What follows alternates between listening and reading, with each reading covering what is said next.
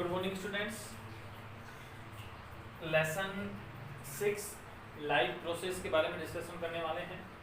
NCERT का ये topic है, lesson 6 life process. Life process को हम फॉलोइंग टाइप से डिस्कशन करेंगे, जिसमें फर्स्ट है न्यूट्रिशन। फर्स्ट फेज है आपकी लाइफ प्रोसेस की न्यूट्रिशन। सेकंड है डाइजेशन।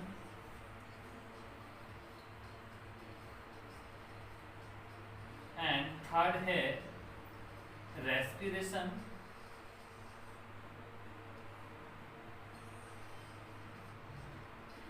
फोर्थ है ट्रांसपोर्टेशन।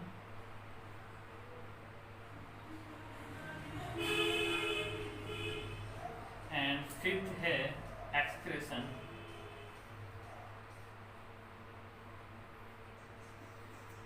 इन टॉपिक्स के बेस पर हम लाइफ प्रोसेस का डिस्कशन करेंगे। इसमें फर्स्ट है न्यूट्रिशन। तो हमने न्यूट्रिशन प्रीवियस क्लास के अंदर डिस्कशन किया था कि न्यूट्रिशन क्या है, न्यूट्रिशन की डेफिनेशन क्या है और न्यूट्रिशन क्यों नेसेसरी है ऑर्गेनिज्म के लिए। तो मैं रिपीट कर देता हूँ न्यूट्रिशन की डेफिनेशन को कि न्यूट्रिशन क्या है। तो nutrition the process of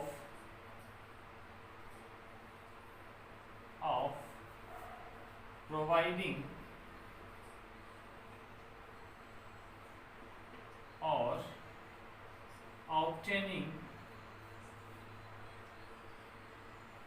obtaining the repeat the process of providing or obtaining the food necessary for the health and growth are called nutrition.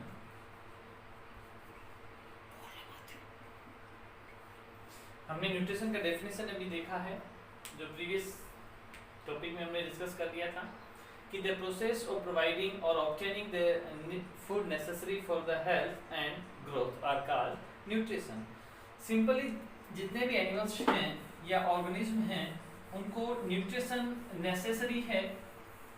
Nutrition के द्वारा ही हम अपने ग्रोथ को मेंटेन कर सकते हैं। विदाउट न्यूट्रिशन हम कंपेयर नहीं कर सकते लाइफ की प्रोसेस को, because nutrition he mainly factor है लाइफ को इफेक्ट करने वाला। अभी न्यूट्रिशन जो है हमें एनर्जी प्रोवाइड करवाता है। Energy means ATP. अपनी सेल्स के लिए जो एटीपी मोस्ट इंपोर्टेंट होती हैं वर्किंग के लिए, वो न्यूट्रिशन यानी फूड के थ्रू ही हमें प्रोवाइड होती हैं। अभी न्यूट्रिशन जो है, न्यूट्रिशन मेनली एनिमल्स ऑर्गेनिज्म में एक मेन प्रोसेस है जो न्यूट्रिशन को ग्रहण करते हैं, अर्थात those animals are inject food after that start process digestion. ध्यान दीजिएगा कि न्यूट्रिशन जो है वो नेसेसरी फैक्टर है लाइफ का। और न्यूट्रिशन में हम आज बात करने वाले हैं कि हमने फूड को इंजेक्ट करने के बाद में फूड का डाइजेशन कहाँ होगा, किस बेस पे होगा। तो न्यूट्रिशन में पहला टॉपिक है first human digestive system.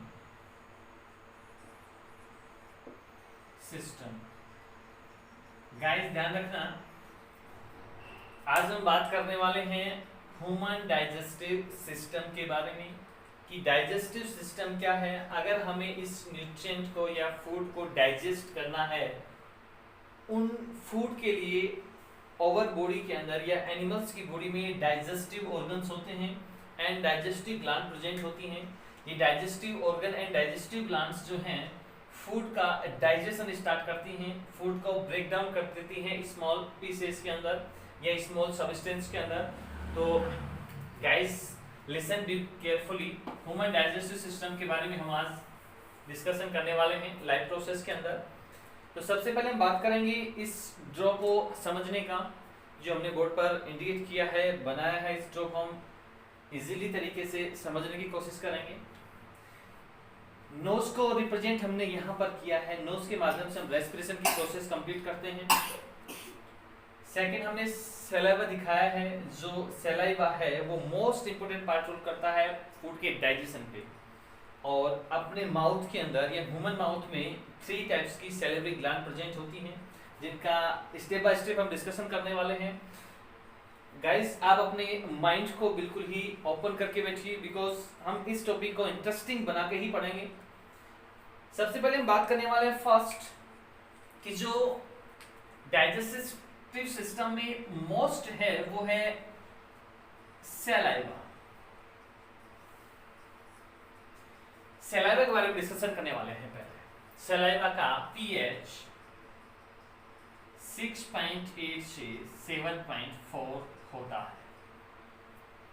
Listen be carefully guys, जो सलाइवा है मोस्ट इंपोर्टेंट रोल प्ले करता है डाइजेशन की प्रोसेस में, या यूं कहें कि माउथ में जैसे ही फूड को कट किया जाता है टीथ के थ्रू, तो उसी समय उस फूड में मिक्स मतलब कट करने की प्रोसेस के टुगेदर सलाइवा मिक्स कर दिया जाता है उस फूड के अंदर।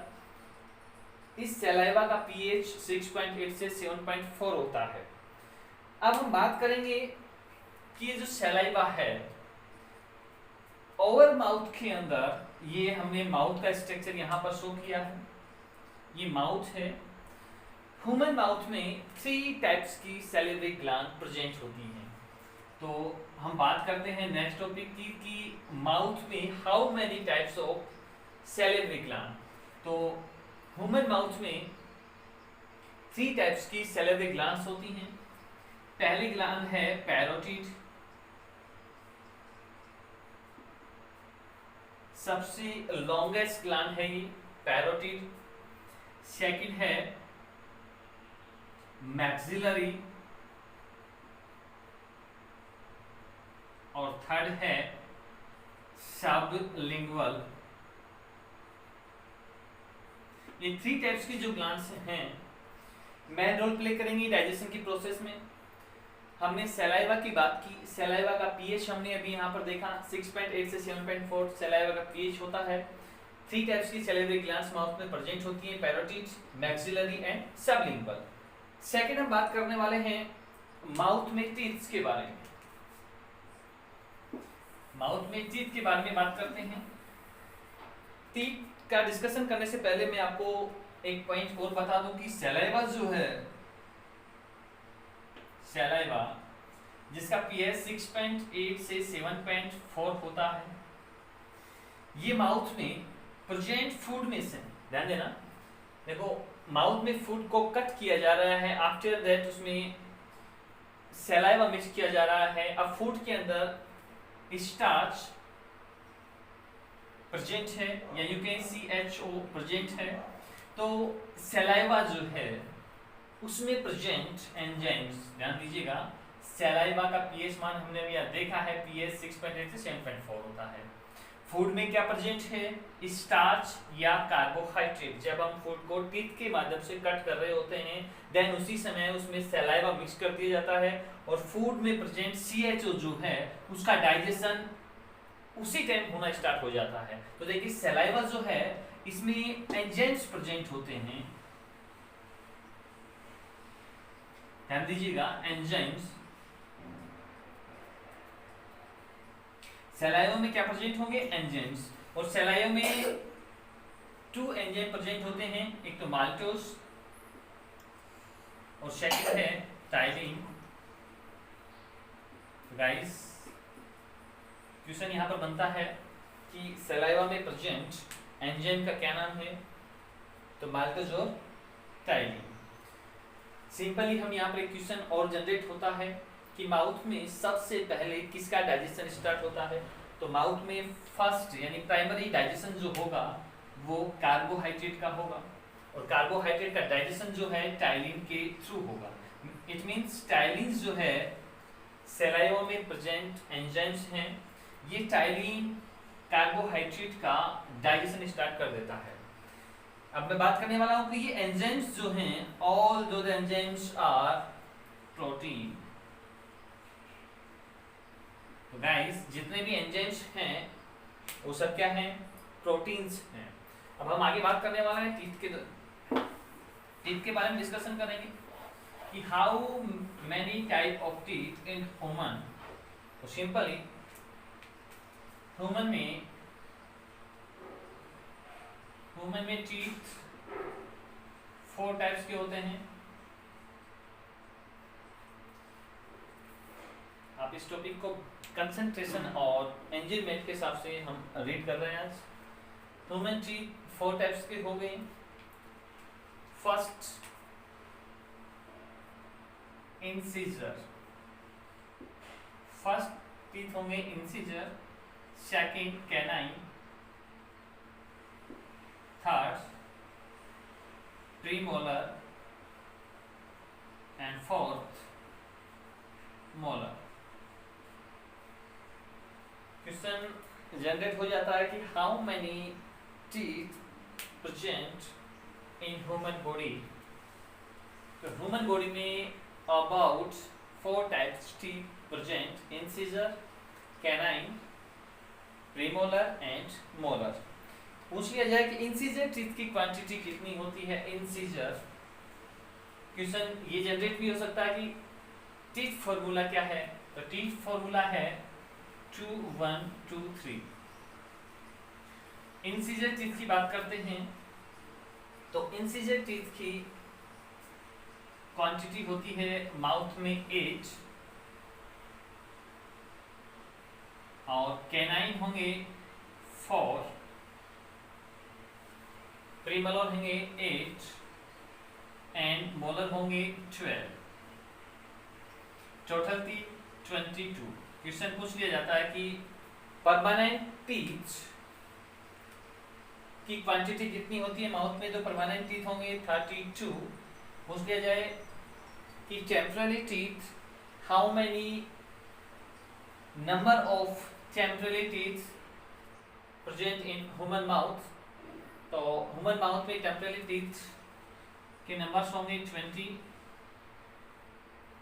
और how many type of teeth, तो ह्यूमन में टीथ 4 टाइप्स के होंगे। इंसिजर की क्वांटिटी या नंबर ऑफ इंसिजर टीथ होंगे 8, नंबर ऑफ कैनाइन टीथ होंगे 4, नंबर ऑफ प्रीमोलर टीथ होंगे 8 and number of molar teeth होंगे 12। आगे बात करते हैं कि इन टीथ को हम किस तरीके से रीड कर सकते हैं। क्वेश्चन जनरेट हो जाए कि चाइल्ड में टीथ फॉर्मूला क्या होगा। चाइल्ड टीथ, और चाइल्ड में टीथ होते हैं 20 जो टेम्परेरी टीथ होते हैं। इन टीथ का फॉर्मूला है 2 1 2 0, 2 1 2 0 मल्टीप्लाई 2। सिंपली इन टीथ को समझने के लिए हमें जो अपने माउथ में जो प्रेजेंट है, 2 जो है माउथ में, अपर जो एंड लोअर जो। Simply note this is a upper jaw, okay, and this lower jaw। 2 1 2 0 and 2 1 2 0 oblique है बटा है। इन नंबर्स को हम इसमें सिचुएट करेंगे। तो गाइस ध्यान दीजिए, दिस इज अपर जो एंड लोअर जो। अपर जो एंड लोअर जो को मैं स्ट्रेटली 2 पार्ट में डिवाइड कर दूं तो पर जो divide simply 2 parts, part first and part second. Upper jaw then same first part and second part lower jaw. तो स्टूडेंट्स हमने क्या किया कि जो माउथ में जो प्रेजेंट हैं अपर जो एंड लोअर जो, उसको सेंटर पॉइंट से हमने डिवाइड कर दिया, तो अपने माउथ में जो हैं उनमें 4 पार्ट्स हो गए। 1 जो मिड लाइन से राइट साइड में है एंड लेफ्ट साइड में है, ये अपने स्ट्रक्चर इस तरीके से बना था। अब सिंपल ये अपने को ध्यान देना है कि इस लाइन के इधर इन नंबर्स को सिचुएट करना है, तो नंबर 2, नंबर 1, नंबर 2 एंड 0, 2 1 2 0 इस तरीके से सिचुएट करना है। एंड लोअर जो में भी इन नंबर्स को इसी तरीके से सिचुएट करना है, 2 1 2 0 2 1 2 0। अब हमें टोटल नंबर ऑफ टीथ का यहाँ पर कैलकुलेशन करना होगा। तो देखिए हमने भी देखा है कि चाइल्ड में टीथ 20 टेम्पररी टीथ हैं। अब हम इनको बारी बारी से देखते हैं। यहाँ से स्टार्ट करते हैं कि हमने अपर जो में 2 पार्ट बना दिए। फर्स्ट पार्ट में टीथ 2 हैं, सेकंड पार्ट में टीथ 2 हैं, तो 2 और 2 4। इट मींस अपर जो में जो इनसीजर टीथ हैं आई, उनकी नंबर ऑफ क्वालिटी या क्वांटिटी 4 है। सेम लोअर जो में आ जाइए, 2 and 2, total number of teeth incisor lower jaw में 4 और 4 और 4 8। तो इनसीजर आई, इनसीजर टीथ कितने हो गए 8। ओके, सेकंड बात करते हैं कैनाइन 1 अपर जो के फर्स्ट पार्ट में एंड 1 अपर जो के सेकंड पार्ट में, 1 एंड 1 2। सेम लोअर जो 1 एंड 1 2, 2 एंड 2 4। तो canine teeth number of quantity 4। Third बात करते हैं प्रीमोलर अपर जो की बात करते हैं 2 एंड 2 4। लोअर जो की बात करते हैं 2 एंड 2 4, 4 एंड 4 8। तो प्रीमोलर टीथ 8। नेक्स्ट बात करते हैं मोलर टीथ की। तो मोलर टीथ चाइल्ड में एब्सेंट होते हैं, तो 0 and 0, no molar teeth present in child. So child में total teeth 8 and 4 12, 12 and 8 20। So child में टेम्पररी टीथ की नंबर ऑफ क्वांटिटी होगी 20। तो टीथ का डिस्क्रिप्शन आपको कंप्लीटली समझ में आ गया होगा। अब हम आगे बात करते हैं कि जैसे ही फूड को माउथ में कट किया जाता है, स्मॉल पीसेज में कन्वर्ट कर दिया गया, देन उसमें सलाइवा मिक्स कर दिया गया। सलाइवा मिक्स होने के बाद में जो फूड बना है बोलस टाइप का, उस बोलस के अंदर कार्बोहाइड्रेट का डाइजेशन स्टार्ट हो गया है। किसका डाइजेशन स्टार्ट हो गया है? कार्बोहाइड्रेट का डाइजेशन स्टार्ट हो गया है। और कार्बोहाइड्रेट का डाइजेशन किसने किया है? टायलिन ने। क्वेश्चन जनरेट होता है कि प्राइमरी डाइजेशन कहां से स्टार्ट होता है? तो प्राइमरी डाइजेशन स्टार्ट होगा माउथ से। और माउथ में फर्स्टली किसका डाइजेशन स्टार्ट होता है? तो माउथ में फर्स्ट कार्बोहाइड्रेट का डाइजेशन होता है। एंड क्वेश्चन इस तरीके से जनरेट हो जाता है कि माउथ में प्राइमरी डाइजेशन जो स्टार्ट होता है किसका होता है? तो वो कार्बोहाइड्रेट का, CHO का। या ये पूछ लिया जाए कि माउथ में प्राइमरी जो डाइजेशन कार्बोहाइड्रेट का हो रहा है वो किसके थ्रू हो रहा है? तो वो टायलिन के थ्रू।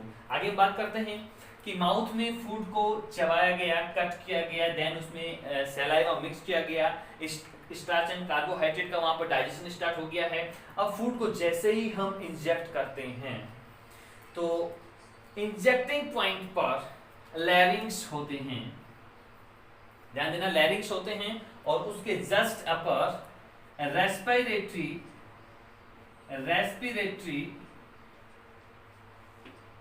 रेस्पिरेटरी होल होते हैं।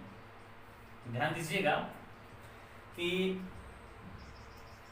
जैसे ही फूड को इंजेक्ट किया जाता है उसके एंटीरियर पार्ट पर, अपर पार्ट पर ग्लोटिस प्रेजेंट होगा। तो देखिए मैंने यहाँ पर 2 होल नुमा स्ट्रक्चर्स दिखाई हैं। ये नेजल होल है जिसमें से एयर पास होती है। इन नेजल हॉल के अंदर इनकी अपर कवरिंग पार्ट पर एपिग्लोटिस सिचुएटेड होता है। जैसे ही हम फूड को इंजेक्ट करते हैं ओइसोफेगस के अंदर, तो ये जो एपिग्लोटिस है इन ग्लोटिस को कवर कर लेते हैं ताकि फूड एंटर ना करे नेजल कैविटी के अंदर। इसलिए ये जो एपिग्लोटिस है कवर कर लेता है ग्लोटिस को। क्वेश्चन पूछ लिया जाता है कि फूड को इंजेक्ट करने के दौरान ऐसी कौन सी स्ट्रक्चर है जो नेजल कैविटी को पैक कर लेती है, यानी कि जो छिद्र होते हैं फ्रेंगल लिंग्वी टाइप्स में, उन्हें होल्स को कवर करने का कार्य किसके द्वारा होता है, या यूं कहें कि ग्लोटिस को कवर किसके थ्रू किया जाता है, तो ग्लोटिस को कवर कर लिया जाता है एपिग्लोटिस के थ्रू। और ये एपिग्लोटिस जैसे ही ग्लोटिस को कवर करेगी, यानी कि इन छिद्रों को जो हॉल टाइप में हैं, स्मॉल हॉल टाइप में जो हैं, इनको कवर कर लिया जाता है एपिग्लोटिस के द्वारा। ये छिद्र ग्लोटिस कहलाते हैं। जैसे ही इस ग्लोटिस को एपिग्लोटिस के द्वारा कवर कर लिया जाता है तो फूड जो है फूड पाइप में डायरेक्टली एंटर हो जाता है और नेजल कैविटी में एंटर नहीं कर पाता है।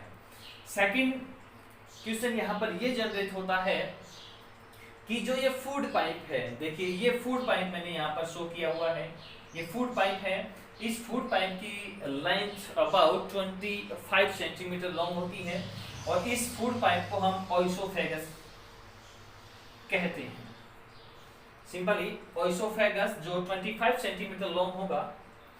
अब मैं आपको एक छोटी सी डिस्कशन बता दूं कि अपने ह्यूमन बॉडी स्ट्रक्चर के अंदर फूड पाइप एक अलग नली होती है जिसमें फूड ही एंटर करता है। सेकंड ट्यूब होती है ट्रेकिया, जिसमें रेस्पिरेटरी वाली प्रोसेस कंप्लीट होती हैं और दोनों ये ट्यूब एक दूसरे के ऊपर ओवरलैप्ड होती हैं, इस तरीके से सिचुएटेड होती हैं। ध्यान दीजिएगा, इस तरीके से सिचुएटेड होंगी। ये फूड ट्यूब है जिसे ओइसोफेगस कहते हैं, लगभग 25 सेंटीमीटर लॉन्ग, और ये है आपका ट्रेकिया जिसमें रेस्पिरेटरी यानी गैसेस का प्रवेश होता है। ये दोनों एक दूसरे के अंदर मिलती नहीं हैं, लेकिन एक दूसरे के पास ये सिचुएटेड होती हैं। एक ट्यूब में फूड एंटर करेगा, दूसरे ट्यूब में एयर या और पार्टिकल्स एंटर करते हैं। ध्यान दीजिएगा कि ये दोनों ओइसोफेगस एंड ट्रेकिया जो हैं एक दूसरे पर इस कंडीशन में सिचुएटेड होते हैं, एक दूसरे के ऊपर नीचे, जिससे कोई प्रॉब्लम नहीं आती और ये स्टर्नम से अटैच रहते हैं। अब हम बात कर रहे हैं कि ओइसोफेगस जो फूड पाइप है ये एक मस्कुलर ट्यूब है और फ्लेक्सिबल है। ये जो ओइसोफेगस ट्यूब है जो यहाँ से स्टार्ट हो रही है लैरिंक्स से और स्टमक तक ये आती है, या यूं कहें कि ओइसोफेगस का एंटीरियर पार्ट अटैच होगा लैरिंक्स से और पोस्टीरियर पार्ट ओपन होगा स्टमक के कार्डियक पार्ट में। Oesophagus about 25 centimeter long, a muscular tube. So oesophagus made by four types thin layer। Question पूछ लिया जाता है कि ओइसोफेगस जो है में कितने टाइप्स की लेयर प्रेजेंट होती हैं, तो ओइसोफेगस 4 टाइप्स की लेयर से बना होता है। इसमें फर्स्ट लेयर है सिरोसा, सेकंड लेयर है मस्कुलर और थर्ड लेयर है सब म्यूकोसा एंड फोर्थ लेयर है म्यूकोसा। क्वेश्चन यहां से जनरेट होता है कि फूड जो है फूड पाइप में होते हुए भी, फूड पाइप में मतलब ओइसोफेगस में क्या है, फूड है। अब ये ओइसोफेगस में जो फूड है एंटर किया है माउथ से और ये अपना ओइसोफेगस है। अब फूड जो है ओइसोफेगस के सरफेस से क्यों नहीं चिपकता है, what is reason behind, because ये जो ओइसोफेगस है इसमें फूड क्यों नहीं चिपकता इसकी सरफेस से, इसका मेन कारण क्या है? तो इसका मेन रीजन ये है कि जो ये ओसोफेगस है ये 4 टाइप्स की लेयर से डेवलप होता है। आउटर मास लेयर है इसका सेरोसा, उसके बाद में है मस्कुलर लेयर, थर्ड लेयर इसकी आती है सब mucosa layer, and fourth layer आती है जो इनर मास लेयर जो होगी वो म्यूकोसा होगी। अब फूड का यहाँ पर ओसोफेगस में चिपकने का मेन एक कारण ये है, भोजन जो है फूड जो है ओसोफेगस में नहीं चिपकता, बिकॉज म्यूकस जो लेयर है ओसोफेगस में, जो इसकी इनर मास लेयर है, उससे म्यूकस का सिक्रेशन होता है। Listen be carefully guys, oesophagus में जो म्यूकस लेयर है, म्यूकोसा लेयर जो है, उस म्यूकोसा से म्यूकस का सिक्रेशन होता है, इसलिए ओसोफेगस जो फूड पाइप है उसके अंदर फूड नहीं चिपकता है। अब फूड डायरेक्टली एंटर करेगा स्टमक के कार्डियक पार्ट में। तो मैं यहाँ पर अब डिटेल से कार्डियक पार्ट के बाद में डिस्कशन करते हैं। फूड का अमूमन ज्यादा से ज्यादा हिस्सा स्टमक में डाइजेस्ट होता है। फूड सबसे ज्यादा डाइजेशन कहाँ होगा? स्टमक में होगा, बिकॉज स्टमक में डिफरेंट टाइप्स के एंजाइम्स एंड एसिड्स प्रेजेंट होते हैं। और हम बात करेंगे अब स्टमक की, तो मेनली स्टमक को 3 पार्ट्स में डिवाइड किया गया है। मैं इसको आपको क्लियरली थोड़ा डिस्कशन कर दूं। जो स्टमक है उसमें 3 पार्ट्स होते हैं। स्टमक में पहला पार्ट होगा कार्डियक पार्ट, सेकंड पार्ट है फंडस पार्ट, और थर्ड पार्ट है पाइलोरिक पार्ट। गाइस थोड़ा दिमाग को खोल के रखना है क्योंकि बड़ा ही इंटरेस्टिंग टॉपिक है।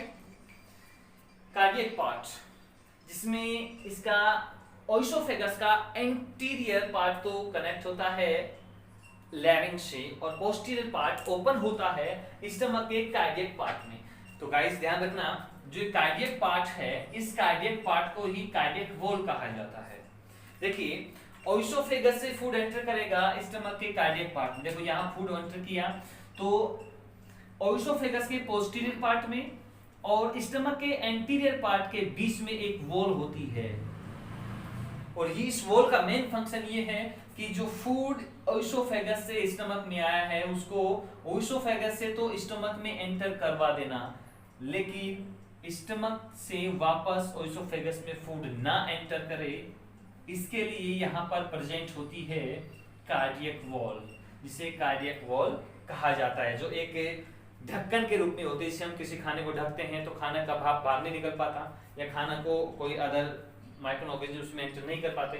तो इसी प्रकार जो ये वॉल है ये फूड को ओसोफेगस से तो स्टमक में जाने देती है, लेकिन स्टमक से वापस ओसोफेगस में नहीं आने देती। तो कार्डियक पार्ट जो है वो कार्डियक वॉल ही है।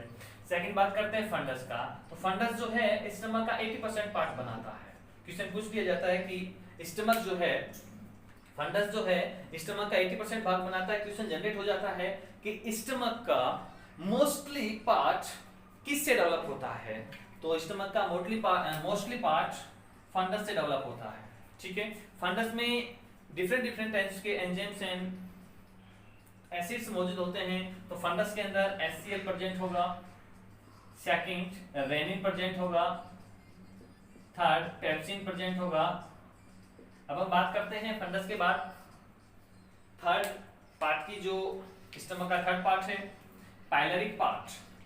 पाइलरिक पार्ट जो थर्ड पार्ट है स्टमक का, गाइस मैं आपको रिपीट कर दूं कि कार्डियक पार्ट और फंडस पार्ट में फूड को लिक्विड में कन्वर्ट किया जाता है। मतलब फूड जो ब्रेक डाउन होके आया है उस फूड को लिक्विड में कन्वर्ट किया जाता है। वो प्रोसेस जो होगी वो फंडस पार्ट में होगी, क्योंकि फंडस पार्ट में HCl और रेनिन पेप्सिन ये प्रेजेंट होते हैं। HCl क्या करता है? उस फूड को लिक्विड में मतलब स्मॉल पीसेस में कन्वर्ट कर देता है। जो कॉम्प्लेक्स फूड मटेरियल्स होते हैं उन्हें simple digestible and absorbable substance में कन्वर्ट कर देते हैं स्टमक में जैसे ही फूड आता है। और स्टमक में जैसे ही फूड आएगा तो वहां पर जो फूड बोलस टाइप में था वो लिक्विड फॉर्म में कन्वर्ट होना स्टार्ट हो जाता है। अब यहाँ लिक्विड फॉर्म में फूड होगा, और लिक्विड फॉर्म में फूड कहाँ आएगा? पाइलोरिक पार्ट में, और पाइलोरिक पार्ट से फूड एंटर करेगा इंटेस्टाइन के अंदर। अब यहाँ पर भी पाइलोरिक पार्ट के और इंटेस्टाइन के बीच में एक वॉल होती है जिसे पाइलोरिक वॉल कहेंगे। ये वॉल पाइलोरिक वॉल कहलाएगी। यहाँ पर क्वेश्चन जनरेट हो जाता है कि पाइलोरिक वॉल जो है यहाँ पर प्रेजेंट है, इसका मेन फंक्शन क्या है। तो ये पाइलोरिक वॉल क्या करती है, जो लिपिड फूड बन गया है स्टमक में, उस फूड को एंटर करवा देती है इंटेस्टाइन में, और इंटेस्टाइन से वापस पाइलोरिक पार्ट में नहीं जाने देती। सेम फंक्शन पाइलोरिक वॉल का, सेम फंक्शन कार्डियक वॉल के ही तरह है, क्योंकि कार्डियक वॉल भी वही कर रही थी, ओएसोफेगस से फूड को एंटर करवा देती कार्डियक पार्ट में, कार्डियक पार्ट से वापस ओएसोफेगस में नहीं जाने दे रही थी। सेम पाइलोरिक वॉल जो है वो भी यही फंक्शन करती है कि पाइलोरिक पार्ट से फूड को एंटर करवा देती है इंटेस्टाइन में, और इंटेस्टाइन से वापस नहीं आने देती पाइलोरिक पार्ट में। आगे हम बात करते हैं कि जो HCl है, हम बार बार रिपीट कर रहे हैं, HCl एक मोस्टली या डेंजरियस एसिड है, बिकॉज HCl का जो pH है 1.2 से 2 तक होता है। ये इतना हार्ड और डेंजरियस HCl है, एसिड है, अगर इसको स्टमक से निकाल कर किसी प्लांट पर या चेहरे पर डाल दिया जाए तो चेहरा और प्लांट दोनों झुलस जाए। आगे हम बात करने वाले हैं स्टमक जो है, ये स्ट्रक्चर स्टमक का है, और स्टमक जो है 4 लेयर से डेवलप होता है, यानी कि स्टमक के सराउंडेड 4 टाइप्स की लेयर्स होती हैं जिससे ये कवर्ड रहता है। अमूमन क्वेश्चन पूछ लिया जाता है गाइस कि HCl एक हार्ड एसिड होते हुए, हार्ड एसिड है ये, सबसे हार्ड, ऑल एसिड्स में सबसे हार्ड एसिड है एंड डेंजरस एसिड है HCl। तो देखिए ये हार्ड HCl जो है, हार्ड HCl है, सबसे खतरनाक यानी डेंजरस HCl है। डेंजरस HCl होते हुए भी, हार्ड HCl होते हुए भी स्टमक की लेयर्स को ये डिस्ट्रॉय नहीं कर पाता। What are reason behind? तो देखिए मैंने भी आपसे कहा कि जो स्टमक जो है वो 4 लेयर से सराउंडेड होता है। पहली लेयर है सिरोसा, जो आउटर मास लेयर है। सेकंड लेयर है मस्कुलर लेयर, और थर्ड लेयर है सब म्यूकोसा, और फोर्थ लेयर है म्यूकोसा। तो गाइस ध्यान दीजिएगा कि स्टमक 4 लेयर्स से सराउंडेड होगा। स्टमक में प्रेजेंट HCl, स्ट्रॉन्ग HCl होते हुए भी स्टमक की लेयर्स को डिस्ट्रॉय नहीं कर पाता। इसका मेन कारण यही है कि स्टमक जो है 4 लेयर से सराउंडेड रहता है, जिसकी आउटर मास लेयर है serosa, then muscular, then submucosa and inner mass layer है म्यूकोसा। ये इनर मास लेयर जो है म्यूकोसा, ये म्यूकस का सिक्रेशन करती है, म्यूकस का सिक्रेशन करती है, और म्यूकस मेनली बेस टाइप का होता है।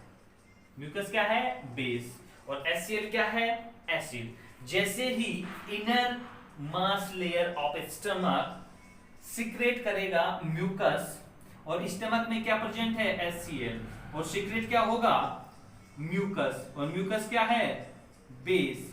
तो बेस और एसिड दोनों की रिएक्शन होगी तो इंटरनल कंडीशन न्यूट्रलाइज हो जाएगी, यानी कि नो रिएक्शन, HCl निष्क्रिय हो जाएगा, इनएक्टिव हो जाएगा, यानी कहें कि HCl जो है उसके इफेक्ट डाउन हो जाएंगे। इसलिए HCl जो है म्यूकोसा लेयर की म्यूकस सिक्रेशन की वजह से स्टमक को कोई प्रॉब्लम क्रिएट नहीं करता या नुकसान नहीं पहुंचा पाता। नेक्स्ट बात करते हैं कि स्टमक जो है उसके जस्ट अपर लीवर सिचुएटेड होता है। मैं नॉर्मली लीवर की बात करूंगा, आगे हम इसके क्लियरली लीवर के पार्ट के बारे में डिस्कशन करेंगे। नॉर्मली हम इसके बारे में डाइजेस्टिव सिस्टम को देख रहे हैं। लीवर जो है ह्यूमन बॉडी की लार्जेस्ट ग्लैंड है। क्वेश्चन पूछ लिया जाता है कि ह्यूमन बॉडी की लार्जेस्ट ग्लैंड कौन सी है, तो ह्यूमन बॉडी की लार्जेस्ट ग्लैंड है लीवर। लीवर जो है मेनली सिक्रेट करता है बाइल का। लीवर किसका सिक्रेट करेगा? बाइल। क्वेश्चन पूछ लिया जाता है कि बाइल का सिक्रेशन कहां से होता है, तो बाइल का सिक्रेशन लीवर से होता है। नेक्स्ट हम बात करते हैं कि जो लीवर है बाइल का सिक्रेशन कर रहा है, और बाइल स्टोर कहां होगा? बाइल का स्टोरेशन कहां होगा?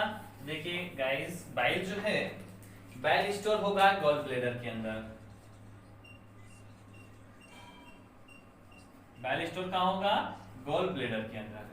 क्वेश्चन ये भी पूछ लिया जाता है कि जो बाइल है, बाइल के अंदर प्रेजेंट पिगमेंट्स कौन कौन से हैं? बाइल में प्रेजेंट पिगमेंट होंगे bilirubin and biliverdin. Guys, bile secret होगा लीवर के थ्रू, स्टोर्ड होगा गॉल ब्लैडर में, एंड बाइल जो है, बाइल में पिगमेंट्स जो प्रेजेंट होंगे वो बिलीरुबिन एंड बिलीवर्डिन होंगे। देखिए, लीवर को अमूमन 4 पार्ट्स में डिवाइड किया गया, लेकिन हम 2 पार्ट के थ्रू ही पढ़ेंगे। ये है राइट लूब एंड ये है लेफ्ट लूब। लीवर को हम 2 पार्ट में देख के अभी यहाँ डिस्कशन कर लेते हैं। लीवर 2 पार्ट में डिवाइड होता है, right lube and left lube.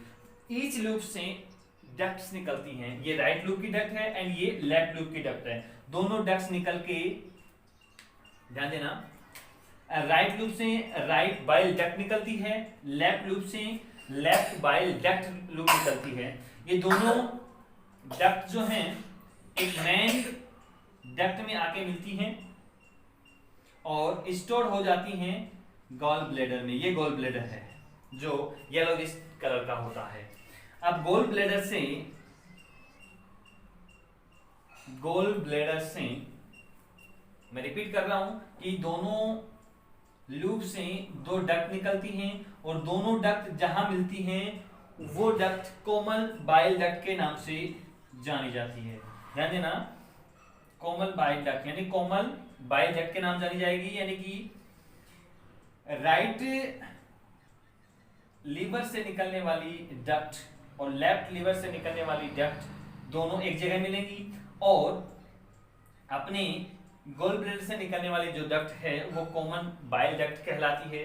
ये कॉमन बाइल डक्ट जो है आगे जाके पैनक्रियास, जहां से पैनक्रियाटिक डक्ट निकलती है उससे जहां मिलेगी उसे कोलोडोकस डक्ट कहा जाता है। क्वेश्चन पूछ लिया जाता है कि कॉमन बाइल डक्ट और पैनक्रियाटिक डक्ट, क्वेश्चन ये भी पूछ लिया जाता है कि पैनक्रियाटिक डक्ट कहां से रिलीज होती है या कहां से निकलती है, ओरिजिन कहां से है पैनक्रियाटिक डक्ट का। तो पैनक्रियाटिक डक्ट जो है पैनक्रियास से निकलती है और pancreatic duct and common bile duct, common bile duct कहां से निकल रही है? गॉल ब्लैडर से। कॉमन बाइल डक्ट और पैनक्रियाटिक डक्ट जहां आके ओपन होंगी वो इंटेस्टाइन का ड्यूडेनियम होगा और जहां पर ये दोनों मिलती हैं वो पार्ट कोलोडोकस कहलाता है। अब आगे हम बात करते हैं, नॉर्मली हमने डाइजेस्टिव सिस्टम को अभी देखा है, इसकी कंप्लीटली प्रोसेस हमने अभी यह डिस्कस नहीं करी है। कंप्लीटली प्रोसेस डिस्कस करने के लिए हमें डाइजेस्टिव सिस्टम को कंप्लीटली रीड डाउन करना होगा। तो गाइस, वीडियो ज्यादा लंबा हो गया है इसलिए मैं आज इतना ही आपके बारे में डिस्कस करने वाला हूं। आगे जो डाइजेस्टिव सिस्टम में रोल प्ले करने वाले हैं उन पार्ट्स का मैं डिस्क्रिप्शन कर दूं कि डाइजेस्टिव सिस्टम में 2 मेन फेज होते हैं। पहला एलिमेंट्री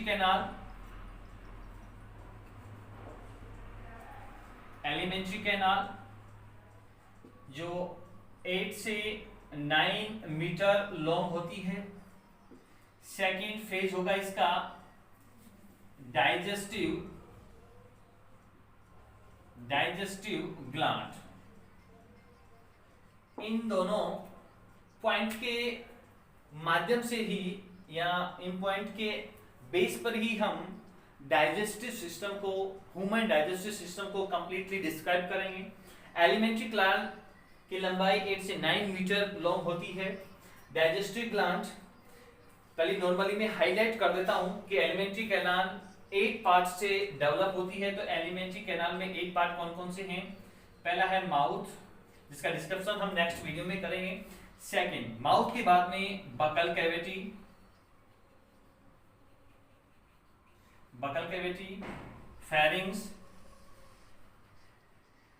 फेरिंग्स के बाद में oesophagus, next stomach, next intestine, next rectum, next anus. तो देखिए 1 2 3 4 5 6 7 8 इन पार्ट का हम डिस्कशन नेक्स्ट वीडियो में करेंगे।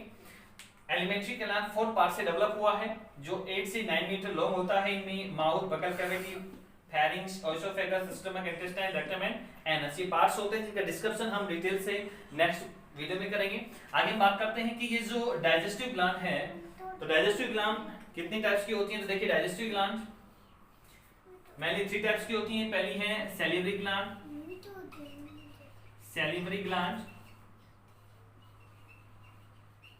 सेकंड डाइजेस्टिव ग्लैंड की बात कर रहे हैं हम, पहली है सैलिवरी ग्लैंड, जो मैंने बता दिया था फर्स्ट वीडियो में, फर्स्ट में ही बता दिया था कि अपनी सैलिवरी ग्लैंड माउथ में 3 टाइप्स की होती हैं, जिनके नाम भी मैंने आपको बताए थे कि parotid, maxillary and sublingual glands. तो सैलिवरी ग्लैंड हो गया पहला।